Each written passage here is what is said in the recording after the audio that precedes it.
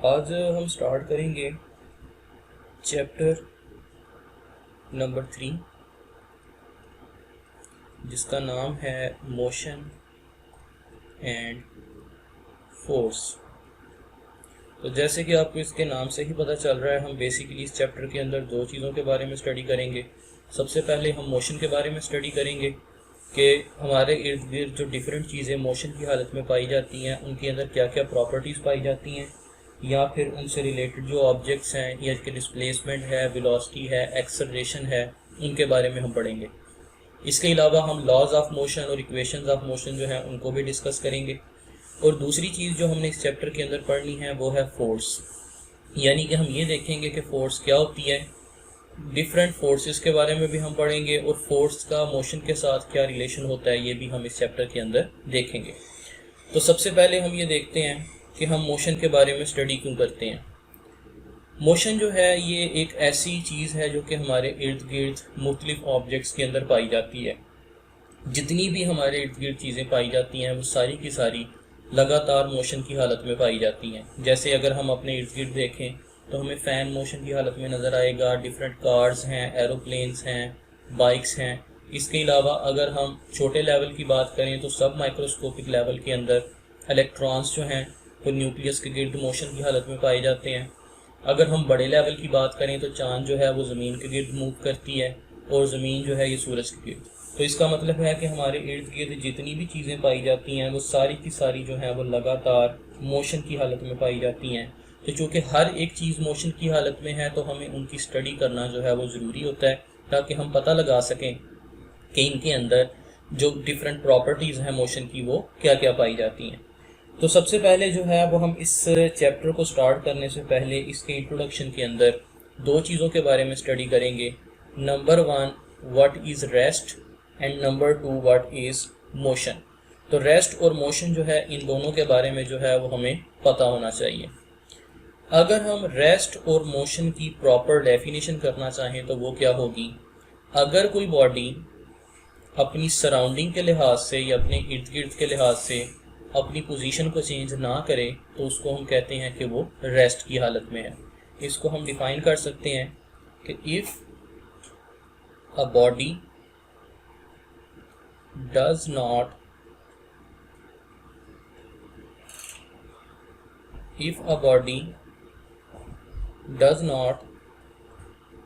Change its position with respect to its surroundings, then it is called at rest। अगर कोई body जो है वो अपनी सराउंडिंग के लिहाज से यानी कि अपने इर्द गिर्द के लिहाज से अपनी पोजीशन को चेंज नहीं करती तो हम कहते हैं कि वो रेस्ट की हालत में है। और इसके मुकाबले में हम मोशन को कैसे डिफाइन करेंगे कि if a body change its position with respect to its surroundings, it is called in motion।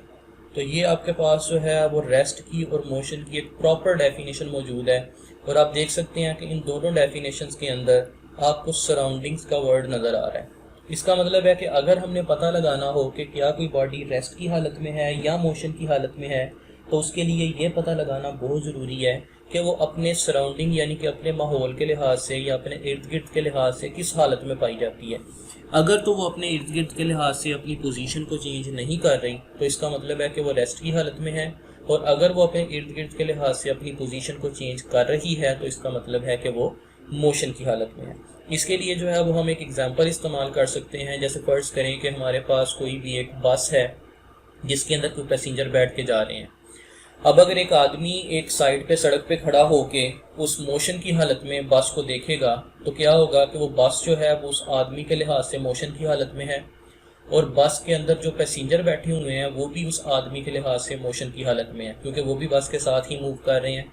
लेकिन वही पैसेंजर बस के अंदर बैठे हुए एक दूसरे के लिहाज से रेस्ट की हालत में होंगे। इसका मतलब ये हुआ कि सेम चीज़ एक आदमी के लिहाज से रेस्ट की हालत में है और दूसरे के लिहाज से मोशन की हालत में है। यानी कि जो पैसेंजर बस के अंदर बैठे हुए हैं वो एक दूसरे के लिहाज से तो रेस्ट की हालत में होंगे, लेकिन वही पैसेंजर बाहर खड़े आदमी के लिहाज से मोशन की हालत में होंगे। तो अब जो है वो हम रेस्ट और मोशन के बाद जो है वो स्टार्ट करते हैं अपने पहले टॉपिक को, यानी कि मोशन से रिलेटेड जो है वो हमारे पास फर्स्ट जो टॉपिक है और वो है डिस्प्लेसमेंट का। अब हम ये देखते हैं कि कोई भी बॉडी जो है उसके अंदर डिस्प्लेसमेंट जो है वो कैसे पाया जाता है और डिस्प्लेसमेंट का क्या मतलब होता है। तो ये हमारे पास मोशन से रिलेटेड जो है वो फर्स्ट टर्म है डिस्प्लेसमेंट। फर्ज करें कि हमारे पास कोई भी एक ऑब्जेक्ट है जो कि इनिशियली ए पोजीशन पे मौजूद है। हमने उसको ए पोजीशन से मूव करवाया और वो ए पोजीशन से मूव करके कहाँ पे चला गया, बी पोजीशन में। अब अगर आप इस डायग्राम को देखें तो आपको नहीं पता चल रहा कि क्या ऑब्जेक्ट ए से बी की तरफ जा रहा है या फिर बी से ए की तरफ जा रहा है, क्योंकि आपको कोई एरो का निशान नहीं नज़र आ रहा। तो इसका मतलब ये हुआ कि आप इसको देख के अभी अंदाज़ा नहीं लगा सकते कि बॉडी की डायरेक्शन जो है वो किस तरफ है, यानी कि वो किस तरफ जो है वो मूव कर रही है। तो इस चीज़ को हम कहते हैं इसका डिस्टेंस। ठीक है, इसको हम इसके डिस्टेंस के साथ जो है वो शो करते हैं। तो डिस्टेंस में और डिस्प्लेसमेंट में क्या डिफरेंस होता है ये भी हम यहाँ पे देखेंगे। अब अगर फर्ज करें कि हम इसी ए पॉइंट से एक एरो जो है वो बी पॉइंट की तरफ शो कर देते हैं। अब हम इस एरो की मदद से आसानी से पता लगा सकते हैं कि बॉडी ए से स्टार्ट हो रही है और बी की तरफ जा रही है। और दूसरी बात, जब हम इस कर्व पाथ से जाएंगे तो हमें ज़्यादा टाइम लगेगा, और जब हम ए से बी की तरफ डायरेक्ट जाएंगे तो हमें कम टाइम लगेगा। तो इसका मतलब ये हुआ कि ये है आपके पास जो कर्व पाथ है ये डिस्टेंस को शो कर रहा है, और जो डायरेक्ट पाथ है ये किसको शो कर रहा है, डिस्प्लेसमेंट को। ये मैं डायरेक्ट पाथ जो है इसको भी रेड कलर के साथ ही शो कर देता हूँ, जो कि हमारे पास डिस्प्लेसमेंट वाला कलर है, और ब्लू जो है ये किसको शो कर रहा है, डिस्टेंस को। तो दोनों के अंदर जो है वो बेसिक डिफरेंस क्या है कि डिस्टेंस जो है ये क्या होता है, it is the total length between two points. ये दो पॉइंट्स के दरमियान जो है वो जो टोटल लेंथ पाई जाती है उसको हम डिस्टेंस कहते हैं। और डिस्प्लेसमेंट हमारे पास क्या होता है, it is the shortest distance between two points. ये दो पॉइंट्स के दरमियान कम से कम फासला होता है। तो पहला जो फर्क है डिस्टेंस और डिस्प्लेसमेंट के दरमियान वो ये हुआ कि डिस्टेंस होता है total length between two points और डिस्प्लेसमेंट होता है shortest distance between two points. अब अगर फर्ज करें कि इसी को हम रेक्टेंगुलर कोऑर्डिनेट सिस्टम के साथ शो करना चाहें, जो कि हमारे पास एक एक्स एक्सिस है, एक वाई एक्सिस है, और ये आ गया इसका ओरिजिन। तो अगर मैं ओरिजिन से ए वेक्टर को शो करने के लिए एक एरो ड्रा करता हूँ तो ये हमारे पास जो है वो कैसे आएगा। ये फर्ज करें कि हमने ओरिजिन से ए को जो है वो एक एरो से शो किया और बी को जो है वो एक दूसरे एरो से शो किया। लेट से इसको हम R1 कह देते हैं और इसको हम R2 कह देते हैं। तो आप यहाँ पे देख सकते हैं कि इन दोनों पॉइंट्स के दरमियान जो डिस्प्लेसमेंट है इसको हम किससे शो करेंगे, D के साथ। और यहाँ पे हम डिस्प्लेसमेंट को जो है वो कैसे डिफाइन कर सकते हैं कि डिस्प्लेसमेंट किसके बराबर होगा, D के, और ये किसके बराबर होता है, R2 माइनस R1 के।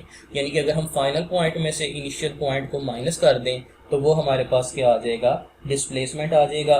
तो यहाँ से हम डिस्टेंस और डिस्प्लेसमेंट के दरमियान जो है वो इजीली डिफरेंशिएट कर सकते हैं। अब हम ये देखते हैं कि डिस्टेंस में और डिस्प्लेसमेंट के अंदर क्या क्या डिफरेंसेस पाए जाते हैं। सबसे पहले अगर हम डिस्टेंस की बात करें तो it is the total length between two points. ये दो पॉइंट्स के दरमियान जो है वो पाए जाने वाली टोटल लेंथ है। और डिस्प्लेसमेंट क्या होता है, it is the shortest distance between two points. तो पहला इन दोनों के अंदर डिफरेंस ये हुआ कि डिस्टेंस जो है ये टोटल लेंथ होती है, यानी कि ज़्यादा से ज़्यादा फासला होता है, और डिस्प्लेसमेंट होती है शॉर्टेस्ट लेंथ। दूसरा इन दोनों के अंदर डिफरेंस क्या है कि distance it is a scalar quantity. हमने यहाँ पे डायग्राम के अंदर देखा कि अगर फर्ज करें कि आपके पास टोटल जो डिस्टेंस है ए से लेके बी तक, आप पता नहीं लगा सकते कि उसके अंदर जो है वो कितना जो है वो डिस्टेंस पाया जाता है, यानी कि दोनों के दरमियान जो है वो आप ये नहीं पता लगा सकते कि आपने जो है वो कितनी उन दोनों के दरमियान जो है वो डायरेक्शन देखी, यानी कि वो ऑब्जेक्ट जो है वो कहाँ से कहाँ की तरफ जा रहा है। जैसे फर्ज करें कि आपके पास ए पॉइंट है, ये बी पॉइंट है। अगर यहाँ से ऑब्जेक्ट जा रहा है तो आपको नहीं पता चल रहा कि ये ए से बी की तरफ जा रहा है या बी से ए की तरफ, तो ये डायरेक्शन को शो नहीं करता। लेकिन जो हमारे पास डिस्प्लेसमेंट है it is a vector quantity, ये एक वेक्टर क्वांटिटी होती है। आप ए से बी की तरफ एक एरो की मदद से जो है वो इसको शो करते हैं, जो कि डायरेक्शन को भी शो कर रहा होता है, तो इसका मतलब है कि ये एक वेक्टर क्वांटिटी है। नेक्स्ट जो इनके अंदर डिफरेंस पाया जाता है वो क्या है, वो ये है कि अगर फर्ज करें कि हमारे पास एक पॉइंट है, लेट्स से ये ए पॉइंट है, इसको हम ए से बी की तरफ जो है वो लेके जाना चाह रहे हैं। अब देखें यहाँ पे आपको नज़र आ रहा है कि ए से बी की तरफ जो है वो आपको कोई डायरेक्शन जो है वो नज़र नहीं आ रही, लेकिन यहाँ पे हम इसको डी से शो करेंगे डिस्टेंस को, और अगर हम इसको डायरेक्ट एक एरो की मदद से शो कर देते हैं तो इसका मतलब है कि इसको भी हम डी से शो करेंगे, लेकिन इसके ऊपर आपको जो है वो भी एरो का निशान ही नज़र आ रहा है और इसके ऊपर आपको एरो का निशान नज़र आ रहा है। तो इसका मतलब ये हुआ कि जब भी आपने डिस्टेंस को शो करना होगा तो आप उसको सिंपली जो है वो मैग्नीट्यूड से शो करेंगे, यानी कि इसके अंदर सिर्फ और सिर्फ जो है वो मैग्नीट्यूड पाया जाता है। लेकिन जो आपके पास डिस्प्लेसमेंट है इसके अंदर मैग्नीट्यूड के साथ साथ इसकी डायरेक्शन भी पाई जाती है, यानी कि ये वेक्टर क्वांटिटी है। अब कुछ इनके अंदर जो है वो सिमिलैरिटीज़ भी पाई जाती हैं। सिमिलैरिटीज़ जो है वो क्या क्या हैं कि डिस्टेंस और डिस्प्लेसमेंट, इन दोनों को हम डिनोट जो है वो डी से ही करते हैं, यानी कि या डी से करते हैं या फिर कुछ जगहों पे जो है वो इसको आर से भी किया जाता है, मतलब इनकी डिनोशन जो है वो सेम होती है। और दूसरी इनके अंदर सिमिलैरिटी ये है कि दोनों का यूनिट जो है वो सेम है। डिस्टेंस को भी हम मीटर से शो करते हैं और डिस्प्लेसमेंट को भी हम मीटर से ही शो करते हैं। और लास्ट चीज़ जो आपने इसके अंदर याद रखनी है वो क्या है कि फ़र्ज़ करें कि आपके पास दो पॉइंट्स हैं, एक ए है एक बी है और ये है इन दोनों के दरमियान पाया जाने वाला डिस्टेंस। अगर दो पॉइंट्स के दरमियान जो डिस्टेंस है वो एक स्ट्रेट लाइन होगी तो यही इसका डिस्टेंस होगा और यही इसका डिस्प्लेसमेंट होगा। इसका मतलब ये हुआ कि अगर आप स्ट्रेट लाइन के साथ जो है वो किसी भी डिस्टेंस को शो कर रहे हैं तो डिस्टेंस और डिस्प्लेसमेंट के अंदर कोई डिफरेंस नहीं पाया जाता, क्योंकि ऑलरेडी दोनों पॉइंट्स के दरमियान जो शॉर्टेस्ट डिस्टेंस है वही इसका डिस्प्लेसमेंट होगा। तो ये आपने जो है वो मोशन से रिलेटेड फर्स्ट टॉपिक जो है वो पढ़ लिया, यानी कि डिस्टेंस में और डिस्प्लेसमेंट के अंदर क्या डिफरेंस पाया जाता है। नेक्स्ट जो है वो हम वेलोसिटी के बारे में पढ़ेंगे।